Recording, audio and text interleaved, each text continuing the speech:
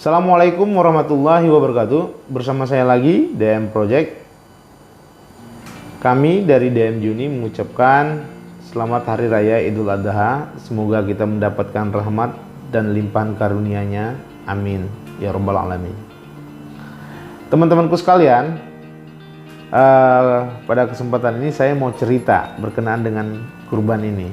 Nah, kemarin sebelum Hari Raya itu ada salah satu teman saya telepon, ya. Dia sampaikan kepada saya begini, aduh, kamu enak banget setiap tahun bisa melakukan kurban, ibadah kurban, ya, untuk kedua orang tua kamu. Nah, kalau saya ini, dia bilang, kapan saya bisa seperti itu, kata dia begitu kan. Nah, begini, saya jawabnya begini. Kalau saya berpikir untuk melakukan peribadatan kurban itu, ya, pada saat itu juga mungkin saya sama seperti teman saya itu. Nggak bakalan saya bisa melakukan hal itu. Karena apa? Karena nilainya begitu besar, ya, dan juga saat itu ya kita nggak mungkin memprioritaskan itu karena ada prioritas-prioritas yang lain, kebutuhan-kebutuhan yang lain. Kebutuhan yang lain apa? Misalnya bayar hutang, ya kan? Bisa begitu. Nah, tapi saya menjawabnya begini, teman-teman. Saya bilang, kalau kita memikirkan hal itu pada saat itu juga, kita nggak akan bisa lakukan. Namun apa yang saya lakukan? Untuk setiap tahun saya bisa beribadah untuk melakukan kurban. Untuk kedua orang tua saya yang sudah wafat itu, saya bilang begini, saya mencoba setelah kemarin itu Idul Adha dan besoknya saya berpikir lagi tahun depan saya akan lakukan kurban, ya, ibadah kurban. Dengan cara apa? Dengan cara menabung.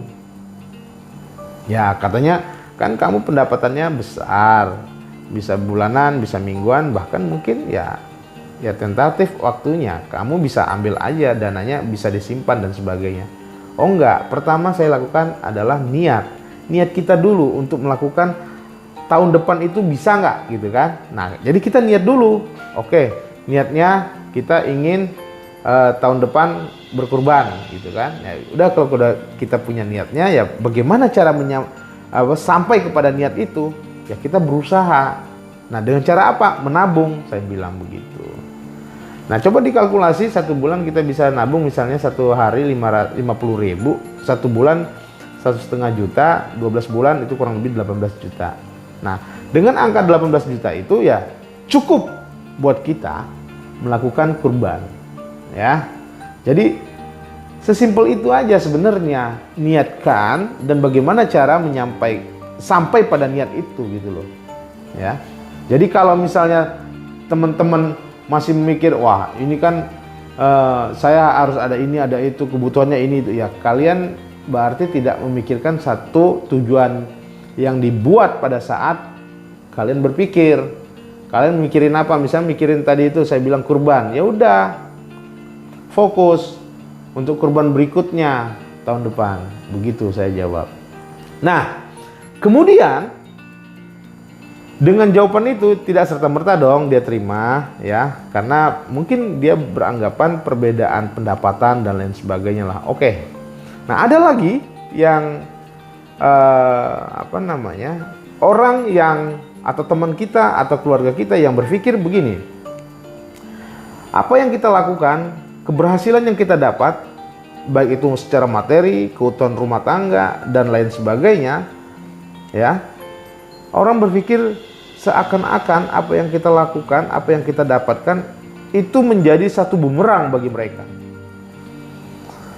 Kalau tadi itu cerita di awal itu adalah orang yang iri atau teman kita yang iri atas kebaikan, ya, satu wujud kebaikan yang ingin diraih olehnya. Jadi dia iri atas kebaikan. Nah, ini ada lagi nih yang iri nih, yang sangat mungkin teman-teman juga rasakan, teman-teman juga ada di sekitar teman-teman, ya, saudara, keluarga gitu ya, atau teman main gitu ya, yang iri atas keberhasilan teman-teman. Misalnya begini, dia katakan setiap apa yang kita raih, apa yang kita hasilkan selalu tidak baik di matanya gitu ya.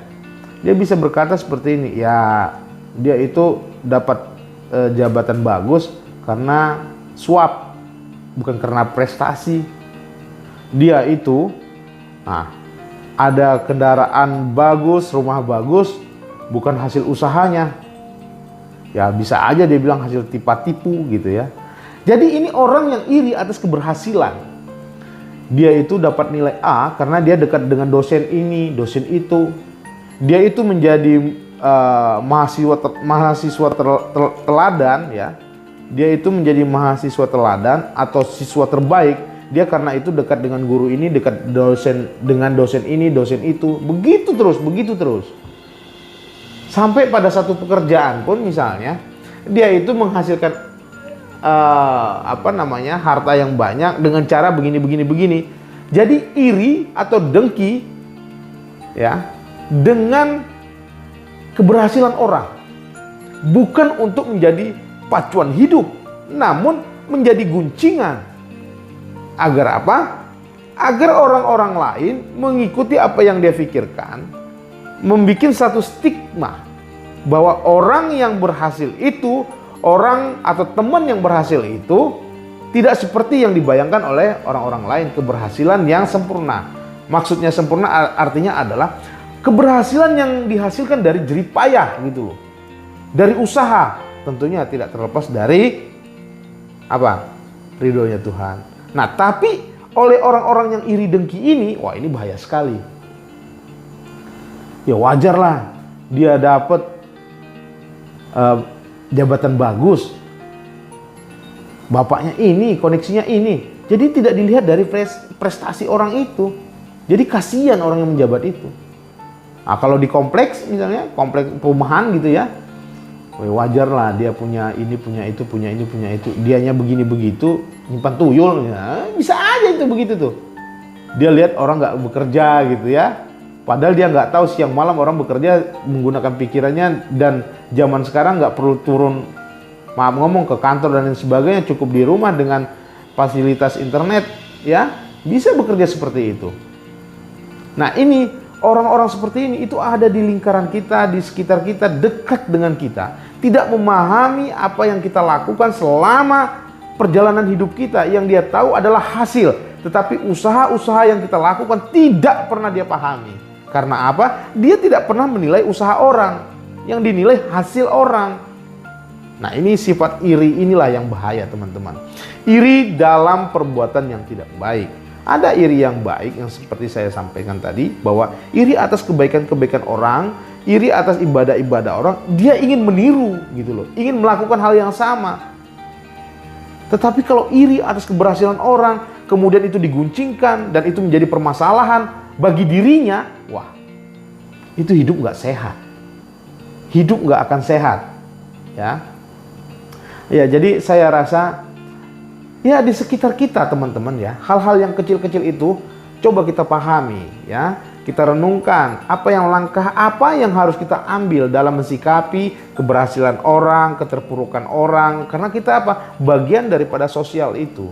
Jangan hal-hal itu menjadi tekanan bagi orang yang kita guncingkan, baik itu keberhasilan dia maupun keterpurukan dia.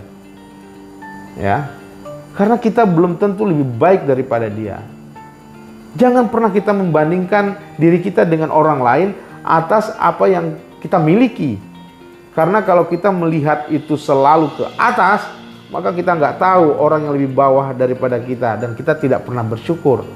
Tetapi kalau kita selalu melihat ke bawah, kita selalu mengutarakan kata syukur. Karena kita lebih baik kehidupan, baik itu sosial, ekonomi, itu lebih baik daripada orang yang di bawah kita. Nah, jadi menurut saya ini ada di sekitar kita. Bagaimana kita menyikapi, sekali lagi ya. Jangan ini menjadi satu perguncingan di dalam kelompok-kelompok kecil berkenaan dengan seseorang gitu ya. Karena ketika itu kita lakukan, sekali lagi itu tidak akan lebih baik daripada orang yang kita guncingkan. Percaya deh. Kita itu tidak akan lebih baik daripada orang yang kita guncingkan. Ya udahlah, kita jalani apa yang bisa kita jalani. Ya. Kita berusaha dengan apa yang bisa kita lakukan. Kita raih apa yang bisa kita raih. Jangan sampai apa-apa yang menjadi impian kita, tujuan kita itu gagal gara-gara apa? Sedikit aja. Kita selalu menggunjingkan orang lain yang sebenarnya dia sudah jauh melangkah, sementara kita sibuk dengan mengulik hal-hal yang dilakukan oleh orang tersebut. Oke, sharing yang sangat sederhana hari ini menurut saya, ya semoga kita selalu berkaca ya atas diri kita, apa yang menjadi kekurangan kita, apa yang menjadi kelebihan orang ya. Jangan sampai hal-hal ini selalu menjadi kendala untuk kita lebih maju ya. Saya rasa ini selalu mengingatkan untuk diri saya sendiri. Semoga apa-apa yang saya sampaikan itu selalu mengingatkan untuk diri saya sendiri dan juga teman-teman sekalian. Dan satu hal yang harus teman-teman ingat, bahwa saya yang bicara saat ini belum tentu lebih baik daripada teman-teman. Oke? Saya DM. Assalamualaikum warahmatullahi wabarakatuh.